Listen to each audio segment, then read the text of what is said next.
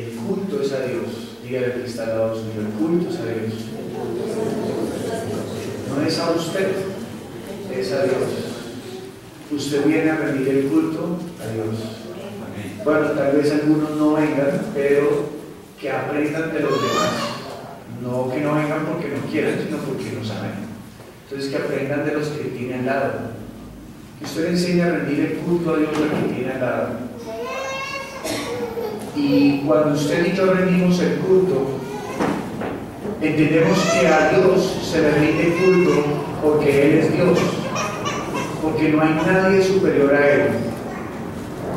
Cuando rendimos el culto, entendemos que todas nuestras acciones, que todo lo que usted y yo hagamos, Él es digno en ellas de recibir honor y gloria.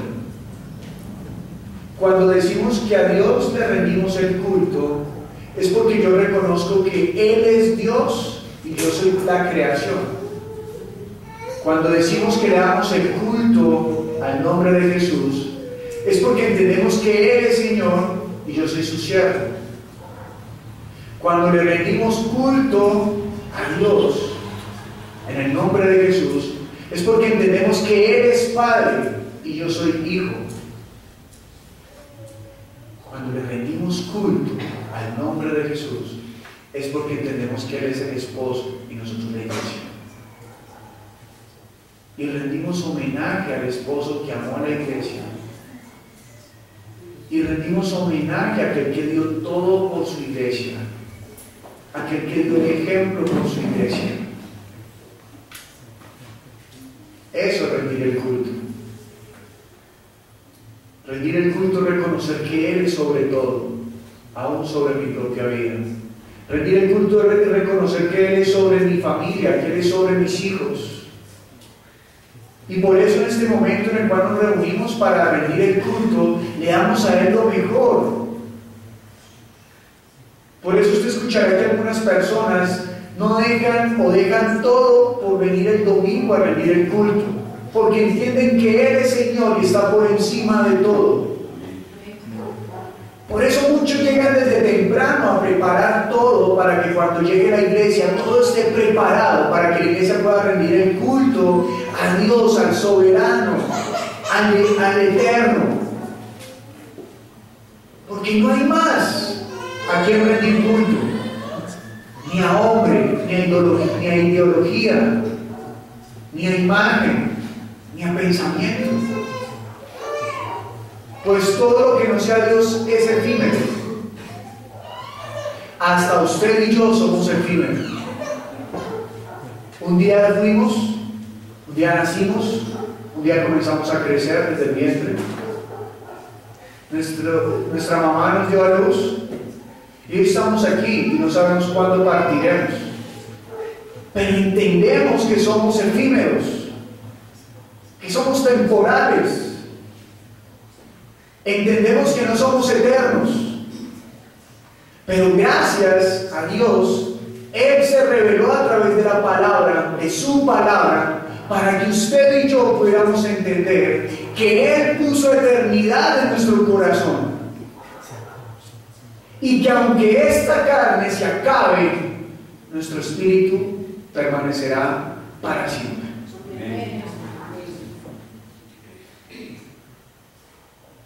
Tanto los que creen como los que no creen permanecerán para siempre. La pregunta es, ¿delante de quién? O si añoramos estar delante de Dios o alejados de Dios. Porque de una manera muy sencilla, cuando la Escritura habla de que seremos arrojados al lago de fuego, una de las maneras más sencillas que he encontrado de explicarlo es sencillamente: usted va a estar en un lugar sin Dios. Va a estar en un lugar sin vida porque Él es vida. Va a estar en un lugar sin luz porque Él es luz.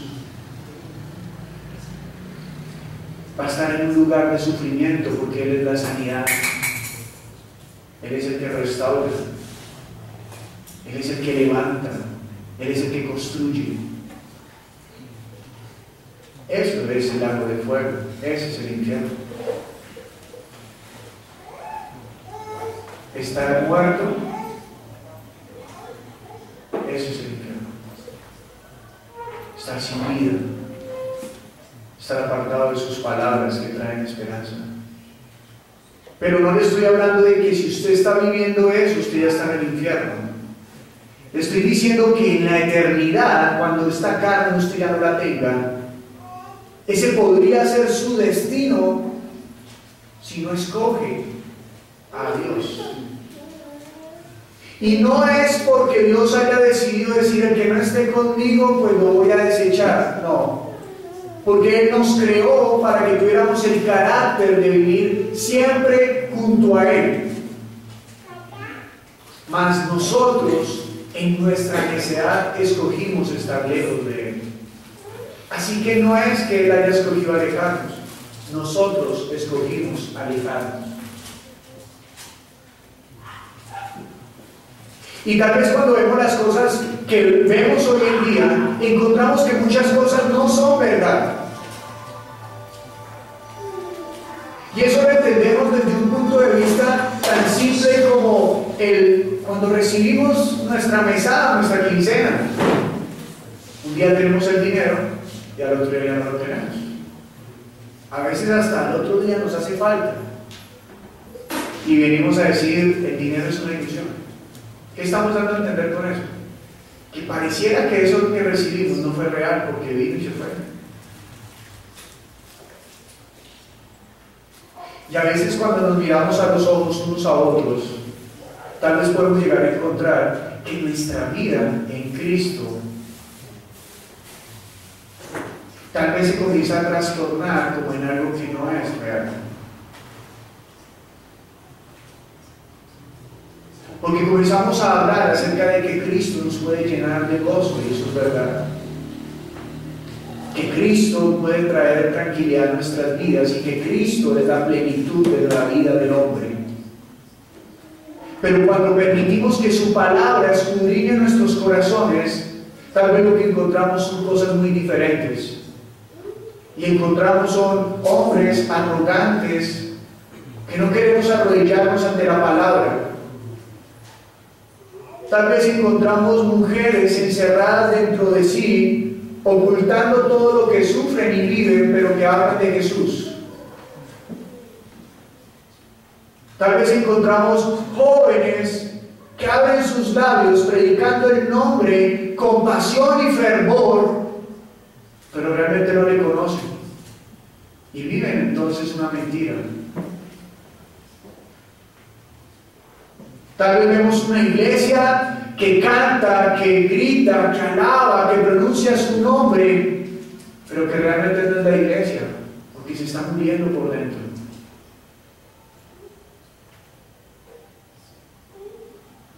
Tal vez tenemos deseos,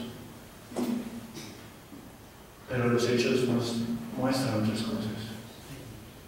Tal vez es necesario que Dios, habiendo creado las vasijas, tenga que destruirlas para volverlas a formar. Porque tal vez toda nuestra fe en Cristo Jesús no es que ya no sea real, sino que por las cosas que hemos dejado crecer alrededor nuestro, nos han traído a menos. Hemos dejado dañar, hemos dejado ensuciar nuestra fe. Por enfermedades, por la economía, por una idea, por un desacuerdo, por una comida, por una mirada. Y hemos dejado percudir nuestra fe cuando el Señor dice que mantengamos santos, santos, santos delante de Él, apartados de toda inmundicia. Y a veces pensamos que las inmundicias que nos vienen a la iglesia o que nos rodean, vemos cosas grandes. Pornografía, no, yo no tengo pornografía en mi vida. Robar, no, yo no robo.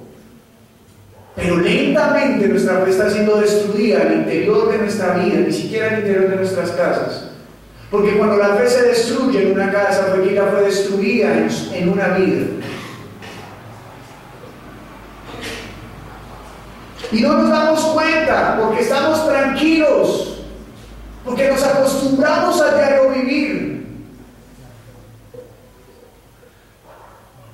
porque estamos dispuestos a sacrificar de nuestra vida para poder tener más de lo que podemos ver y tocar. Pero acerca del Evangelio no estamos dispuestos a soportar cuando claramente la palabra nos ha enseñado que cuando Cristo llega a nuestra vida, el mundo se pone en contra nuestra. Y entonces permitimos que al interior de nuestras vidas se comiencen a crear cosas que nos apartan de la verdad del Evangelio y que comienzan a cubrirla de tierra. No es que desaparezca, no es que sea mentira, es que pareciera que la enterráramos, esa verdad que hemos conocido en lo más profundo de nuestro ser. Y le damos más validez a las torpezas de nuestras propias vidas, antes que acercarnos a Cristo, para que Cristo, con su preciosa palabra, nos limpie y nos traiga a luz. Y sencillamente nos encontramos en desesperanzas. Y sencillamente nos encontramos en mentiras unos a otros. Y sencillamente decidimos dejar nuestra vida y abandonar nuestras vidas. Cuando la palabra lo que enseña es que nuestra vida es lo más preciado que Dios nos ha dado, y por eso damos la vida por la vida.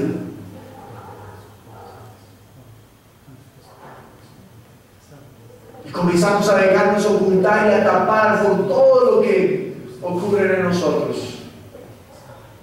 Y a veces es necesario que el alfarero venga a tomar su posición y obre en la vida de cada uno de nosotros, de todos.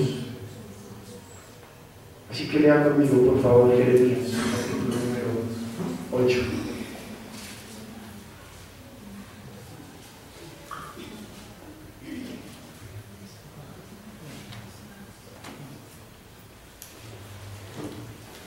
En aquel tiempo, lea conmigo, por favor. En aquel tiempo, dice Jehová, sacarán los huesos de los reyes de Judá, y los huesos de sus príncipes, y los huesos de los sacerdotes, y los huesos de los profetas, y los huesos de los moradores de Jerusalén, fuera de sus sepulcros.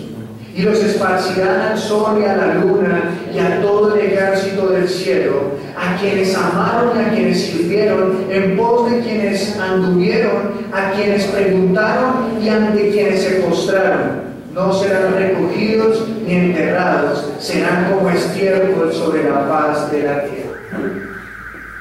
Dice la palabra que los huesos de ellos serán arrojados, serán sacados de los sepulcros y serán arrojados delante de quienes consultaron. Tal vez nosotros diríamos, esto se refiere a Israel, pero esto es una parábola de la humanidad.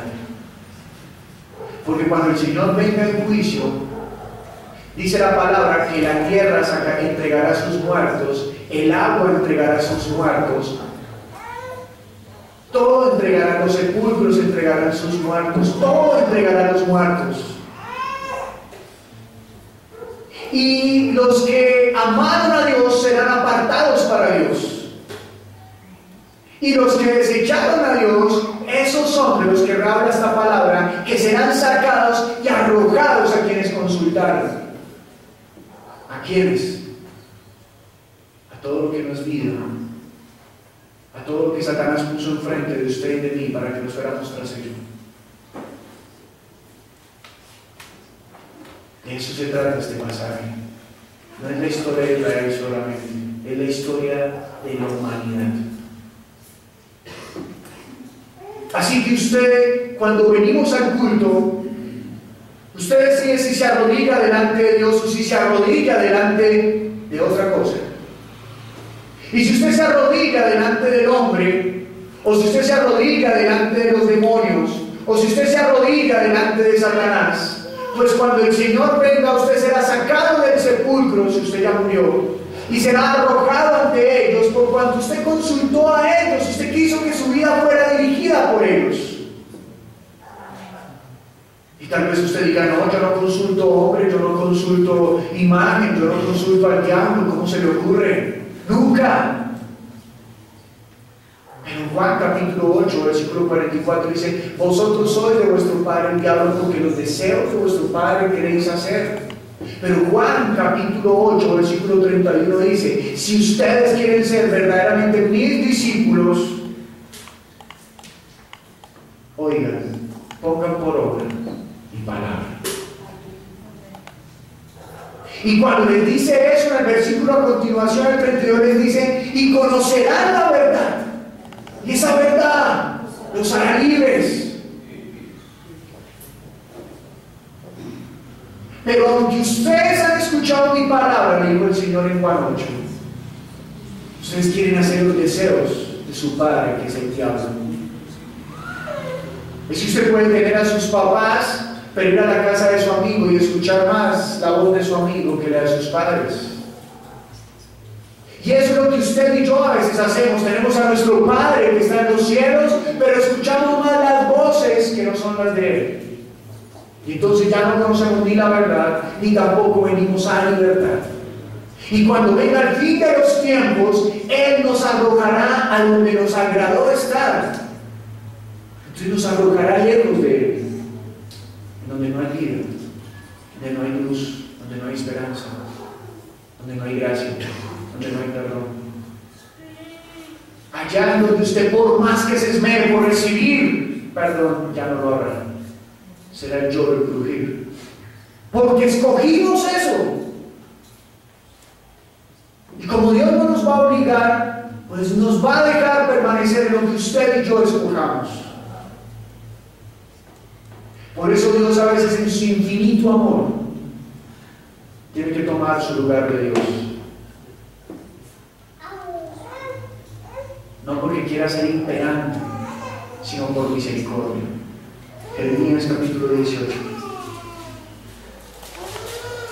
Les pido el favor que mientras voy parafraseando las palabras, pongan el versículo para que lo lean mientras lo parafraseo. Jeremías capítulo 18 dice, palabra de Jehová que vino a Jeremías diciendo, levántate y vete a casa del alfarero, y allí te haré oír mis palabras. ¿Sabe, iglesia? Usted hoy está en la casa del alfarero. Amén. Pero quiero decirle una cosa, Él es el alfarero. Y usted, barro, polvo de la tierra.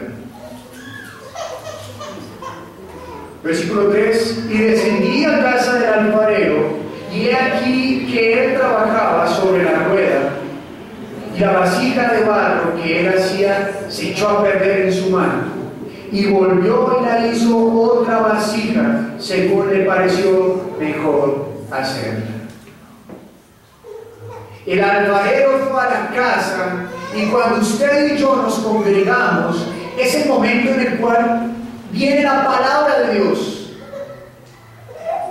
Y esa palabra de Dios es la que se encarga de formarlo a usted y a mí como su iglesia. Y él se encarga de formarnos, y cuando se encarga de formarnos, dice la historia que se echó a perder la vasija que estaba haciendo. Yo no sé si usted ha visto cómo se echan a perder las vasijas de barro. Ellas están girando a una velocidad constante y el alfarero las está moldeando con sus manos, y él con el agua va moldeándola, porque si no utiliza el agua, la vasija se endurece. Entonces él mete sus manos y le va dando la forma a la vasija. Pero si la vasija llega a tener una piedra dentro, es decir, ese barro tiene una piedra o tiene algo que no es barro, sino algo duro, él va a comenzar a formar, y tal vez cuando el dedo se tropiece con esa piedra, se va todo se inclina hacia un lado, y es más fácil deshacerla que arreglarla. Entonces la deshace, dice la historia. Versículo 5. Entonces vino a mí palabra de Jehová diciendo: no podré yo hacer de vosotros como este alfarero, oh iglesia.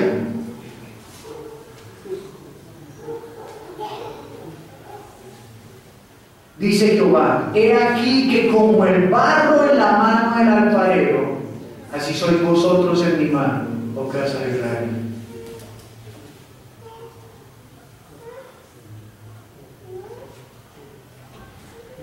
Te doy gracias a mi Señor porque somos hijos de una misión en la cual quiere permanecer en la palabra. Por eso, bueno, tal vez el lobo de nosotros no dice eso, pues tal vez muy denso. Pero si usted va a mirar al lobo, por lo general de todas las Filadelfias tiene una espada cruzada por el mundo.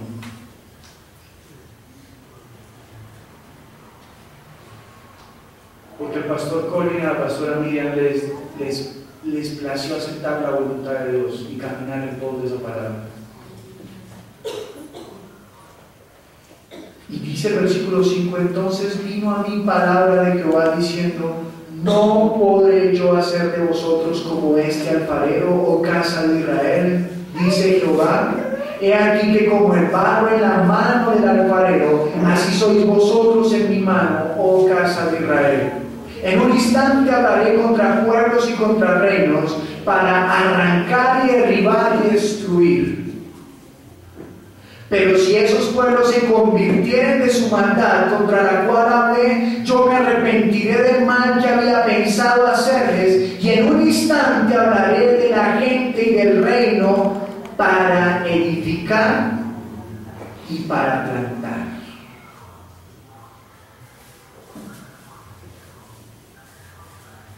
Tal vez aunque nosotros conocemos el nombre de Jesús, aunque conocemos su palabra, vemos que en las manos del Señor todo se está haciendo trizas.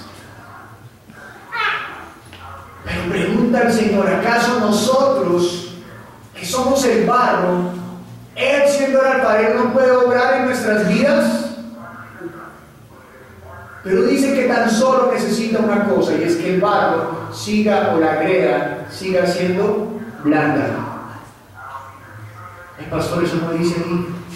Sí, ahí lo dice. Que el barro o la greda sigan siendo blando. No te quito greda, no lo dice la palabra barro. Que el barro siga siendo blando. Pastor, eso no lo dice, se lo voy a demostrar.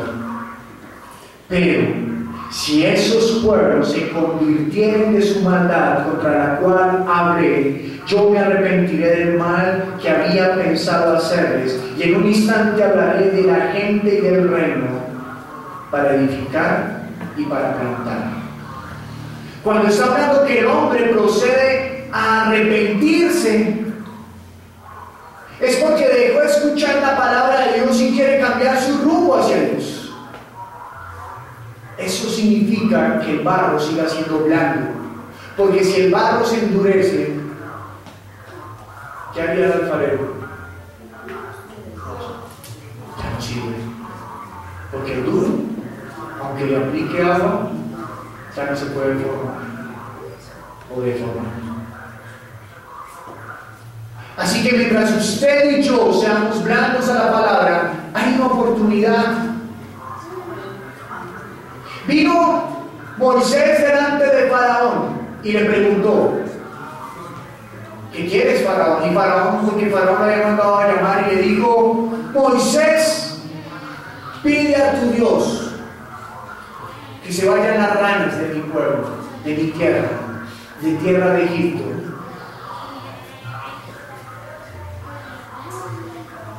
¿Y qué le contestó Moisés?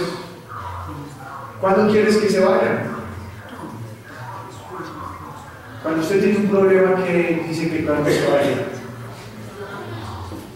ya, ¿verdad? De inmediato. ¿Sabe qué le contestó Faraón? Mañana.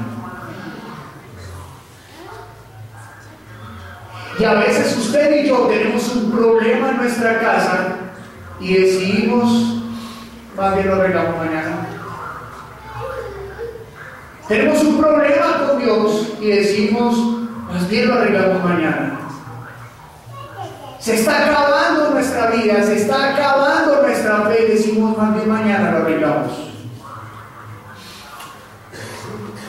Pero Dios dice, si son blandos, yo desharé y volveré a hacer. Así que por eso usted y yo tenemos que estar atentos durante el culto, recibiendo la palabra como debe ser, dándole el honor a Él para que nadie nos arrebate la bendición, porque con su palabra seremos formados. Y miren lo que sigue a continuación la historia. Versículo 9: y en un instante hablaré de la gente y del reino para edificar y para plantar. Eso ya pasó. Pues yo le cuento que ya pasó, porque el Señor Jesucristo dijo: arrepentidos, porque el reino de los cielos ha llegado. Y Él comenzó a hablar acerca de los hijos de Dios, cuál era el carácter de los hijos de Dios y cómo se comportaban los hijos de Dios. Versículo 10 dice: pero si hiciere lo malo, está hablando de ese pueblo, pero si hiciere lo malo delante de mis ojos, no oyendo mi voz, me arrepentiré del bien que había determinado hacerles.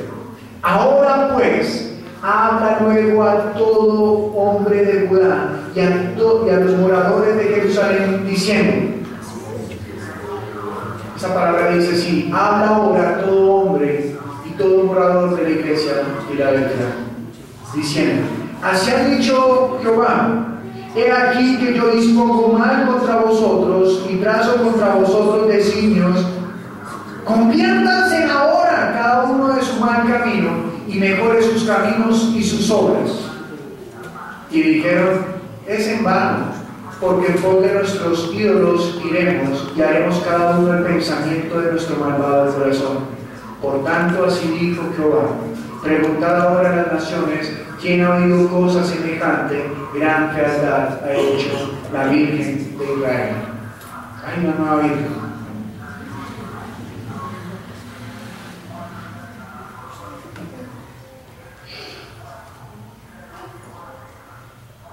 ¿Qué contestaremos nosotros a que el Señor diga: conviértase ahora cada uno de su mal camino? Estoy convencido que cada uno de nosotros, cada día tenemos algo que perfeccionar. Hay un camino que enderezar. El mismo Pablo dio testimonio de ello diciendo que él todos los días latigaba su espalda. Es una manera de decirlo. No decía su espalda, que todos los días se latigaba porque no quería perderse. Porque cada uno de nosotros podemos desviarnos y alejarnos de la palabra. Y no necesariamente, iglesia, escúcheme por favor, no necesariamente haciendo lo malo. Y me refiero a matar, robar, desearle mal al prójimo. No necesariamente así usted está dejándose dañar o dejándose morir o volviendo imperfecto su camino. Sino que usted se puede estar perdiendo, abandonando su propia vida de fe y dejando que otras cosas crezcan, ocultando la palabra y la vida de Dios en su vida.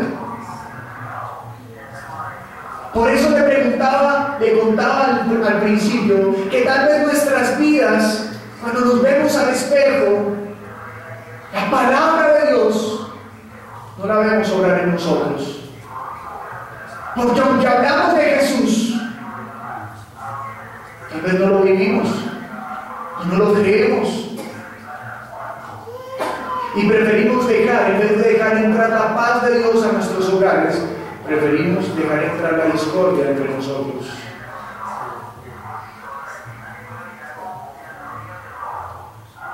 Preferimos acostumbrarnos a sentirnos mal, a tolerar nuestras maldades. Dios nos ha dado cosas maravillosas. ¿Las estamos disfrutando?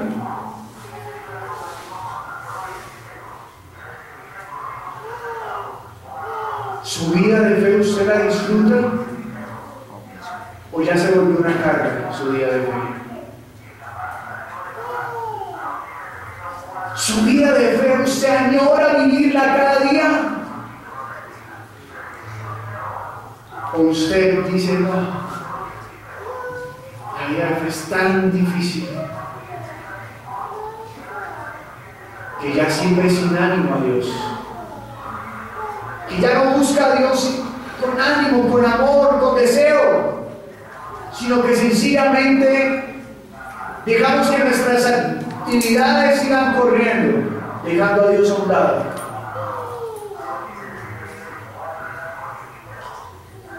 Cumplimos con rendir el culto el domingo, con asistir a la iglesia, cumplimos tal vez con leer la palabra, cumplimos tal vez con orar, cumplimos tal vez con ser gente buena, cumplimos tal vez con enseñarle a otros, cumplimos con levantar un altar a Dios cada domingo y reunirnos como iglesia, pero ya no hay gozo, pero ya no hay amor, ya no hay fervor, ya no hay anhelo.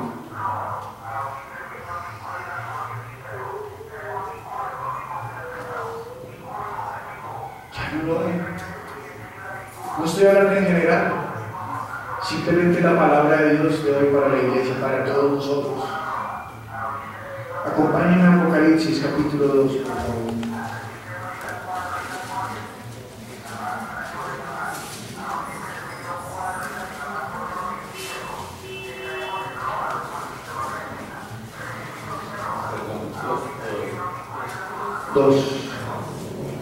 Apocalipsis capítulo número 2, dice la escritura, lea conmigo por favor. Escribe el ángel de la iglesia en Efeso, el que tiene las 7 estrellas en su diestra, el que anda en medio de los 7 candeleros de oro, dice esto. Iglesia, escuche bien lo que va a leer. Yo conozco tus obras y tu arduo trabajo y paciencia, y que no puedes soportar a los malos, y has probado a los que se dicen ser apóstoles y no lo son, y los has hallado mentirosos. Y has sufrido, y has tenido paciencia, y has trabajado arduamente por amor de mi nombre, y no has desmayado. Pero tengo contra ti que has dejado tu primer amor. 5. Recuerda por tanto de dónde has caído y arrepiéntete y haz las primeras obras, pues si no, vendré pronto a ti y quitaré tu candelero de su lugar si no te hubieres arrepentido. Pero tienes esto, que aborrece las obras de los nicolaitas, las cuales yo también aborrezco. El que tiene oído, oiga lo que el Espíritu dice a las iglesias. Al que venciere le daré a comer del árbol de la vida, el cual está en medio del paraíso de Dios. ¿Qué está diciendo el Señor? Habla el Señor de que reconoce tu arduo trabajo, reconoce que has sido paciente, reconoce que has dado la lucha por amor a su nombre.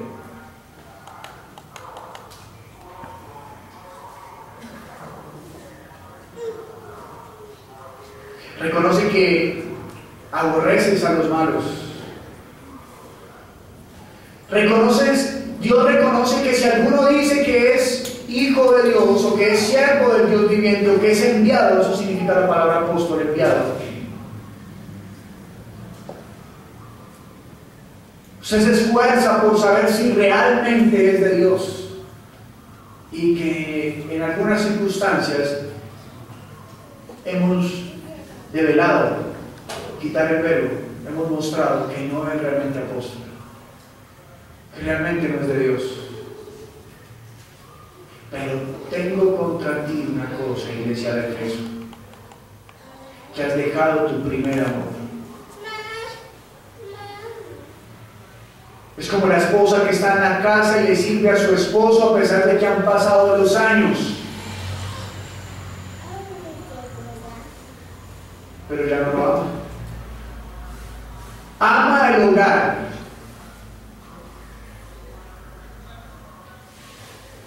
ama la familia que tiene, pero a él ya no lo ama.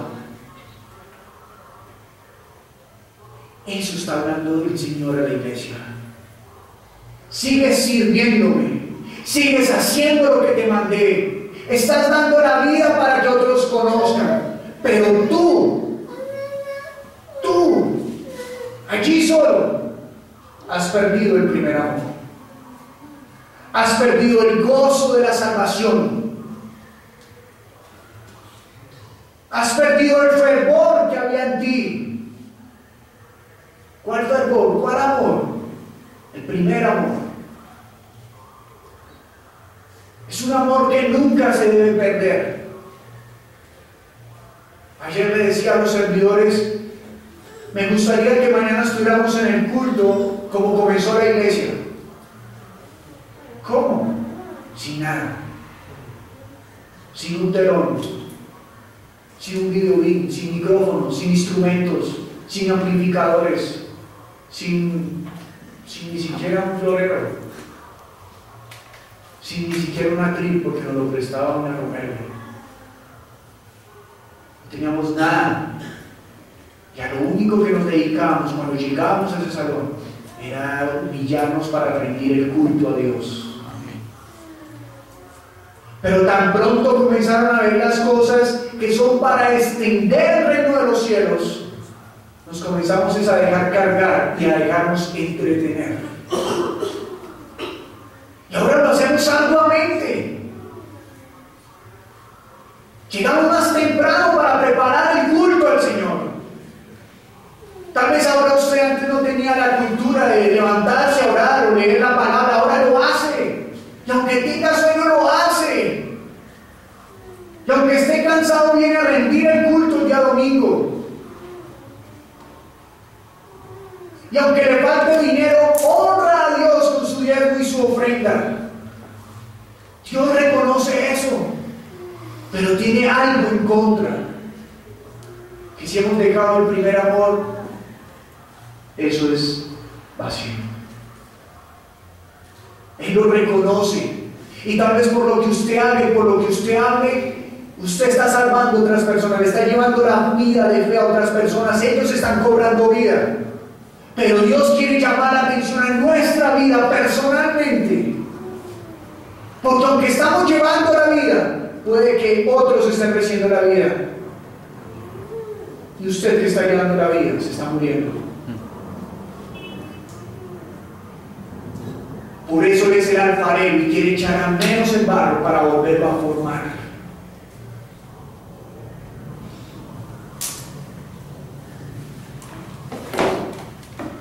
Usted tiene ranas en su casa, tiene que sacarlas.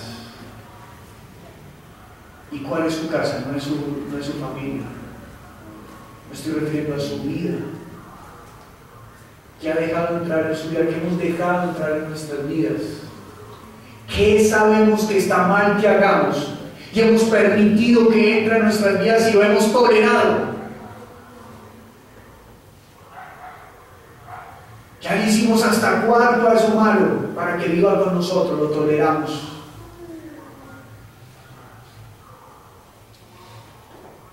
Y se nos olvidó el primer amor. Miren lo que dice la palabra: recuerda por tanto de dónde has caído y arrepiéntete ya en las primeras obras. ¿Sabes cuáles son las primeras obras? Las de sencillez de corazón, las que se hacen con amor. Las que no se hacen por cumplir un requisito, sino las que se hacen porque nos nace. ¿Cuántos conocimos la palabra de Dios y nos esforzamos porque nuestro hogar fuera cristocéntrico? Ahora nos acostumbramos a que ya no. ¿Cuántos de nosotros dábamos la vida al principio y no nos importaba lo que tuviéramos que hacer y rendíamos un momento de culto en el hogar, culto a Dios antes de acostarnos, y ya no lo hacemos? ¿Cuántos de nosotros buscábamos en el trabajo, a la hora del almuerzo, en el bus, en donde fuera, un instante para compartir la palabra porque no me fue suficiente en la mañana cuando leí, quiero más? Pero le perdimos el sentido a la vida de fe y se nos volvió una religión. Se nos volvió simplemente cumplir un requisito. Y Jesús no es religión. porque la religión no salva, pero ese nombre sí salva.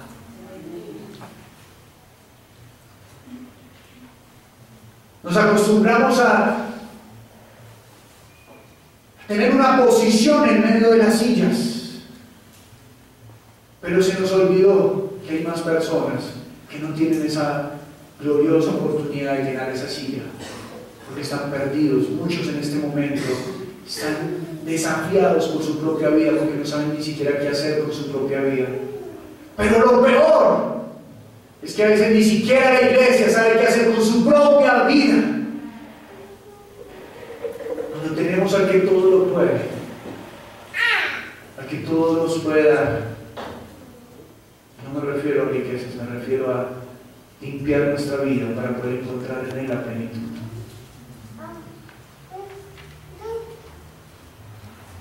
Ya conmigo, por favor, Lucas capítulo 4.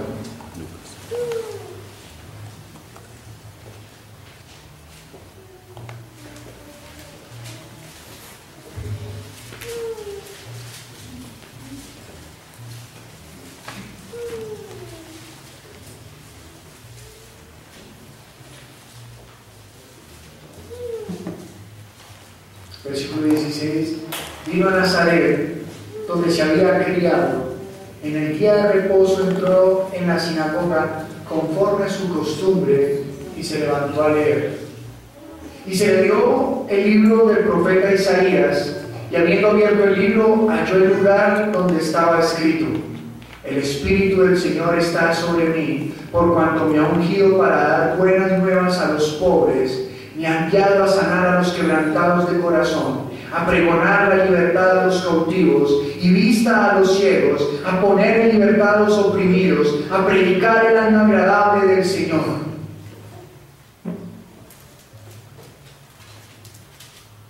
Iglesia, hoy usted está en la casa del alfarero y el Espíritu de Él viene a cada uno de nosotros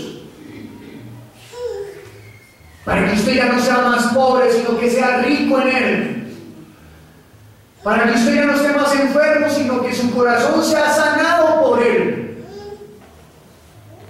Para que usted ya no esté cautivo por las cosas de este mundo, sino que usted sea libre. Para que usted ya no esté más ciego y camine como a tientas, sino que usted camine en pos de su palabra. Para que usted ya no esté más oprimido y salga a predicar el año agradable a los demás. Estoy convencido que más de uno de nosotros tenemos cosas en las cuales Dios tiene que meter la mano en nuestras vidas. De lo contrario nos perderemos y nos quedaremos extraviados. Pero si tan solo el barro es blando, Dios lo formará en mano. Si el barro es blando, si es duro, simplemente será una vasija que tendrá que ser desechada porque ya no sirve. Lea conmigo, por favor, Lucas capítulo 8.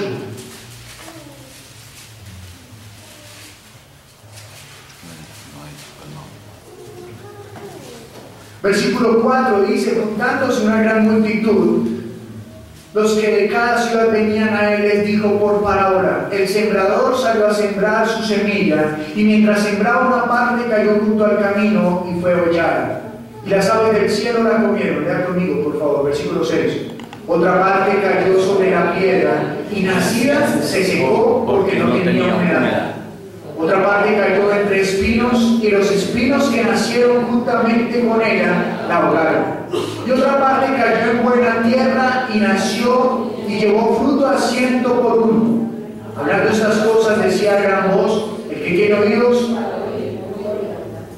Y sus discípulos le preguntaron diciendo: ¿qué significa esta parábola? Y él dijo: a vosotros os es dado conocer los misterios del reino de Dios, pero a nosotros por parábolas, para que viendo no vean y oyendo no entiendan. Esta es pues la parábola. La semilla es la palabra de Dios, y los de junto al camino son los que oyen, y luego viene el diablo y quita de su corazón la palabra, para que no crean y se salven. Los de sobre la piedra son los que, habiendo oído, reciben la palabra con gozo, pero estos no tienen raíces, creen por algún tiempo y en el tiempo de la prueba se apartan. La que cayó entre espinos, estos son los que oyen, pero oyendo son ahogados por los afanes y las riquezas y los placeres de la vida y no llevan fruto. Mas la que cayó en buena tierra, estos son los que con corazón bueno y recto retienen la palabra oída y dan fruto con perseverancia. Y quiero fijarme en el versículo 13, dice: los de sobre la piedra son los que, habiendo oído, reciben la palabra con gozo, pero estos no tienen raíces, creen por algún tiempo y en el tiempo de la prueba se apartan. ¿Cuántas cosas tenemos que desechar en nuestra vida? ¿Cuántas cosas tenemos que desechar de nuestros hogares que hemos permitido que crezcan adentro? ¿Cuántas cosas tenemos que desechar de nuestra vida como siervos de Dios para podernos humillar delante de Él aquí, cuando le rendimos el culto a Dios? Le pregunto a los padres: ¿ustedes qué hacen cuando su hijo se gradúa y ustedes están al frente en las gradas y su hijo está pasando? ¿Se levanta y lo aplaude o se siente orgulloso?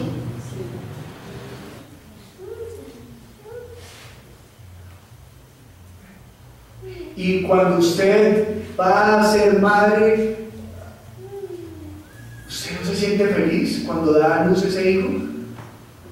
Y quiere contemplarlo, y quiere levantarlo, y lo limpia con tranquilidad, con suavidad, porque no quiere maltratarlo. Y lo contempla y lo mira, y mire las manitos, mire los piecitos, y mire las orejitas, y lo contempla, porque es algo especial para usted.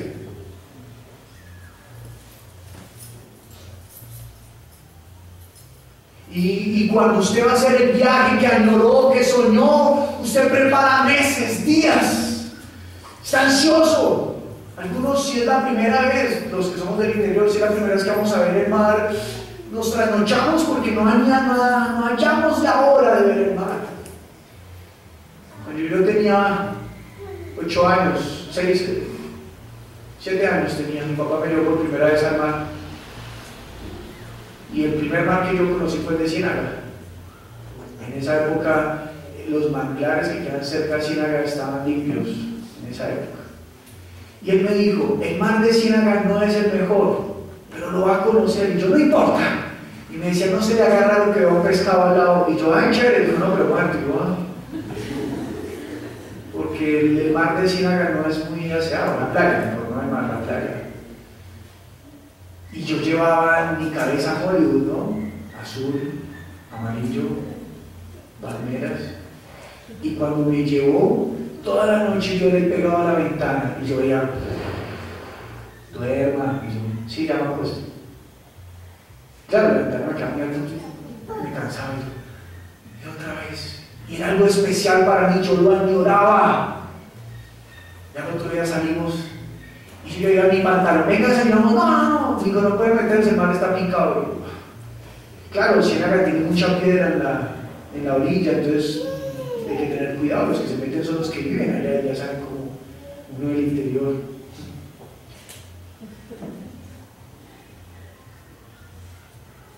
Pasó el día siguiente y a la siguiente noche yo todavía cansado. Y yo lo miraba y él: duerme. Lo añoraba, era algo especial para mí, era el mar, para mí era majestuoso, aunque no era el mejor mar. Después me llevó a conocer Cartagena y Ciénaga, pero para mí, Dios santo, yo quería ver. Y el día que salí, me acosté en la playa y sentí como el mar me pegaba, y claro, como es tan picado, pues uno siente es pura arena, ¿no? Casi se me lleva la pantaloneta. Pero le di eso porque era especial para mí. Era especial el grado, es especial cuando usted da con su hijo, es especial conocer algo que usted siempre anheló conocer. Es especial la primera vez que usted va a venir a la iglesia. Y también es especial para el que lo va a traer. Y el que lo trajo comienza, mira, mira, te presento, ellos los traen, mira, mira, mira. Y entonces uno que los ve, uno también se goza, bienvenido, y los hace sentir como en familia, ¿no? Bueno, no todos, algunos no. Algunos sienten envidia y dicen, yo no he traído ninguno chévere. Pues sí, si no predica, pues nunca va a ocurrir. Nunca Dios lo va a usar. Entonces, los hace uno sentir en familia. Pero ya viene el segundo domingo y ya casi ya los saludamos.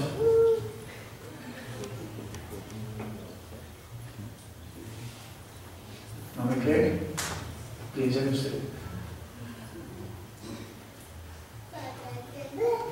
Y vinimos la primera vez a la iglesia y entonces uno llegó y llega y cómo se sintió, no, chévere, todos me saludaron, muy rico. Después de un tiempo ya, ay, ya no me saludé tanto, ya, es muy cocha su vida. Y aún otros terminan ya ni saludándolo a uno, ya se esconden. Todo cambia, ¿por qué? Porque se pierde el primer amor. Y cuando venimos al culto queremos darle lo mejor al Señor, y a mí me dijeron que Jesús hace milagros, que Jesús puede cambiar mi vida.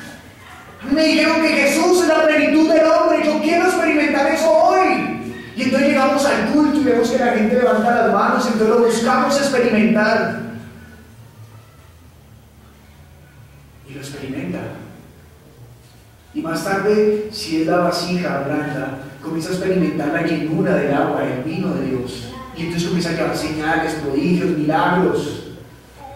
Pero cuando se acaba el primer amor, aunque la misma vasija, con la misma agua y con el mismo vino, levante las manos, ya no siente lo mismo porque se acabó el amor. En Corintios, Pablo le da un gran espacio a hablar del amor. Diciendo aún que las profecías pasarán,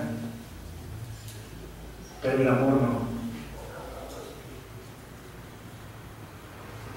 Porque Dios es amor. Así que llegamos deseosos de rendir el culto a Dios y levantamos nuestras manos y queremos darle lo mejor a Él. Pero al pasar el tiempo se acaba la emoción, porque fue solamente eso. Emoción. Pero cuando usted tiene el espíritu avivado, cuando usted tiene el espíritu que vibra por la palabra de Dios, usted viene al culto y usted se deshace de todas esas cosas sucias que lo han querido dañar. Y que tal vez usted y yo hemos sentido la necesidad, aunque otros oren por nosotros, pero por orgullo no lo hacemos. Que usted y yo hemos querido levantar las manos, pero por pena no lo hacemos. Que usted y yo hemos querido arrodillarnos delante del Señor, pero no lo hacemos porque pensamos es en las personas o pensamos en nuestras rodillas pobrecitas. Me acordé de alguien que fue a bautismo y se maquilló, no entendí. Salió del agua y no se imaginan cómo salió la pestañina.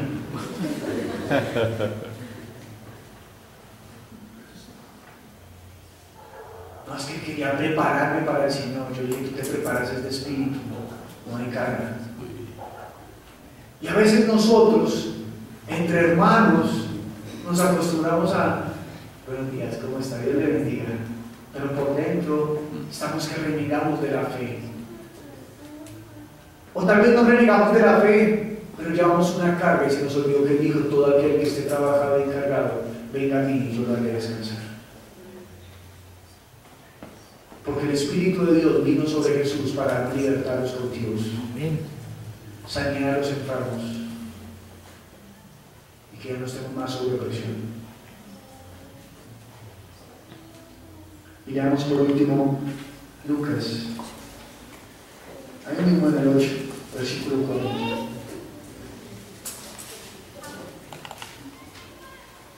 Dice así la Escritura: cuando volvió Jesús, le recibió la multitud con gozo, porque todos le esperaban.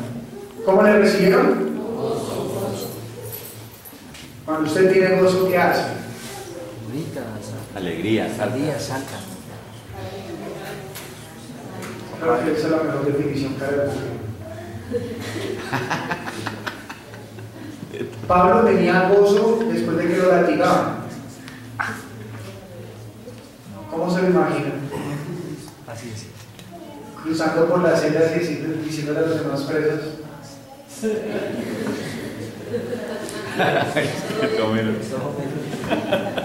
¿Será que el gozo es cara de todo? El gozo tiene que ver con el primer amor. Tiene que ver con algo de aquí adentro. ¿Saben que Pedro, cuando estaba siendo crucificado cabeza abajo, tenía gozo? ¿Sabía que Juan Bos, cuando estaba siendo quemado, tenía gozo? ¿Y cómo cree que recibía las llamas él? ¿Sí? No. El gozo no se trata de una cara de conquero. El gozo es algo que hirve aquí adentro. El gozo es algo que estremece, que usted no sabe cómo expresarlo, cómo llevarlo. Quiero que le diga una cosa: durante mi vida de adolescente y mi niñez, tal vez no fue la mejor y hubo cosas que quise hacer, pero le doy gracias a Dios porque mi niñez y mi adolescencia y mi juventud me la gocé. Todo lo que se me antojó lo hice. Gracias a Dios porque me antojó una locura bien tenaz, pero todo lo hice. Y gracias a Dios tuve mis amigos, mis compinches que me acompañaron a hacerlo. Pero quiero que le diga una cosa: el día que conocí a Jesús, el Hijo de Dios, y el día que me bauticé, ese día comencé a vivir. Y el gozo que sentí ese día es el gozo que me hace permanecer hasta el día de hoy, a pesar de que el mundo venga en contra mía.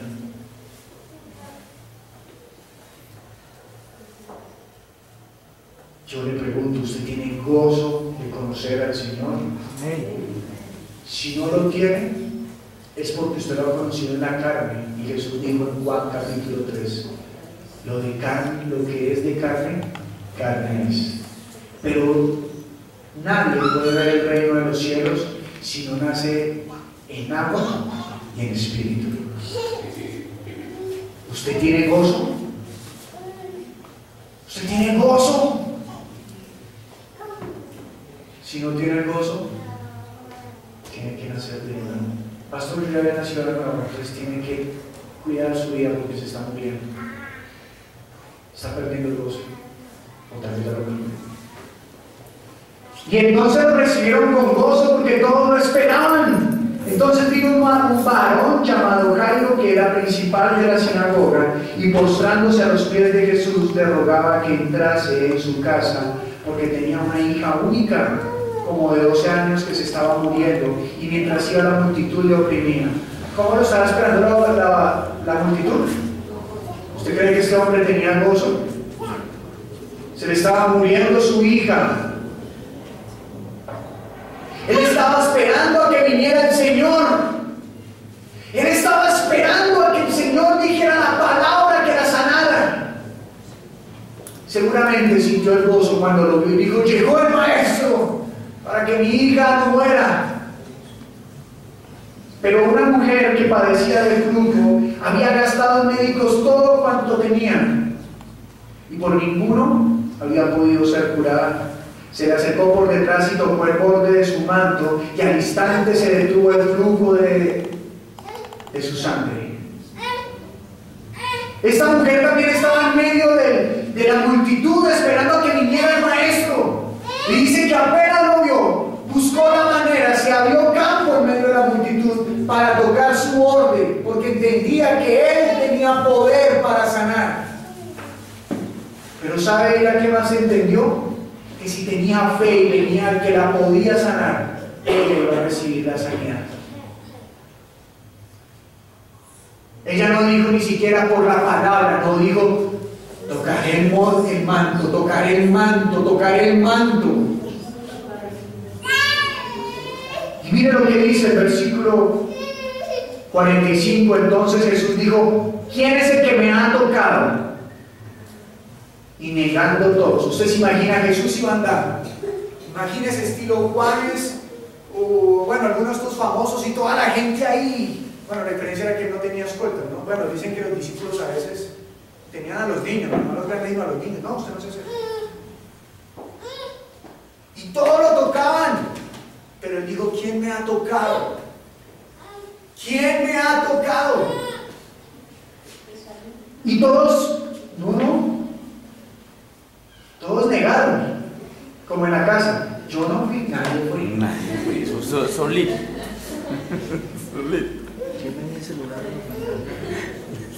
Dijo Pedro y los que con él estaban, Maestro, la multitud te aprieta y oprime, y dices, ¿quién es el que me ha tocado? Pero Jesús dijo, alguien me ha tocado, porque yo he conocido que ha salido poder de mí.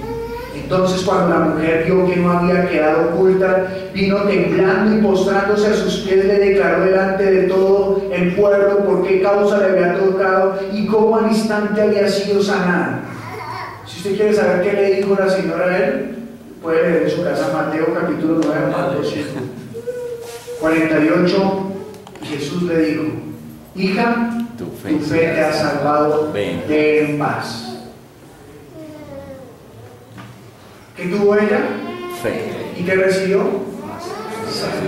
Salvación. Miren, tu fe te ha salvado, ve en paz. ¿Cómo así? Si es que ella, por la fe que él reconoció que él era el alfarero, que él era el salvador, que él era el sanador, fue salva porque lo reconoció como Señor. ¿Está entendiendo, iglesia? Amén. Pero nos olvidamos de Jairo. Jairo lo estaba buscando para que su hija fuese sana. Pero sabe, antes de eso quiero decir una cosa, muchos agolpaban a Jesús y solamente una pudo experimentar el poder. No nos podemos estar aquí sentados y solamente unos que tienen fe experimentar el poder. Versículo 49, estaba hablando aún cuando vino una de la casa del principal de la sinagoga a decirle, tu hija ha muerto, no molestes más al maestro. Oyéndolo Jesús le respondió, no temas, cree solamente y serás salvo. Entrando en la casa no encontrará a nadie consigo, sino a Pedro, a Jacobo, a Juan y el padre y la madre de la niña. Y lloraban todos y hacían lamentación por ella, pero él dijo, no lloréis, no está muerta, sino que duerme. Y se burlaban de él sabiendo que estaba muerta. Mas él tomándola de la mano, clamó diciendo, muchacha, levántate. Entonces su espíritu volvió e inmediatamente se levantó y él mandó que se le diese de comer. Y sus padres estaban atónitos, pero Jesús le mandó que a nadie dijesen lo que había sucedido. ¿Qué hizo este hombre? Fue y buscó al maestro para que él pudiera recibir el favor de él. Iglesia, yo quiero hacer una invitación. No cargue con lo que Dios quiere hacer, de lo que Dios quiere hacerlo libre. No cargue con los pesares. No cargue con las cosas que lo distraen de esta vida. Despójese de ellos. Dicen algunos amigos, no cargue bichos en su casa. No los cargue. No deje que su vida se llene de demonios. No los tolere. No deje que su vida se llene de pensamientos. Sea libre. Sea libre, iglesia. Sea libre. Y en medio de esa libertad, dele a Dios la gloria que Él merece. Dele a Dios la honra que Él merece. Que su cara no sea solamente una fachada. Que usted realmente tenga el gozo de Cristo Jesús. Y déjese tratar por Él para que usted sea la vasija aprobada, limpia, perfecta, sin mancha. Que Él va a usar para derramar de su agua y su vino. Amén. Amén. ¿Cuándo quiere que suceda eso? Ya. ¿Ya? ¿Es usted una vasija blanda, un barro blando? Ya está duro.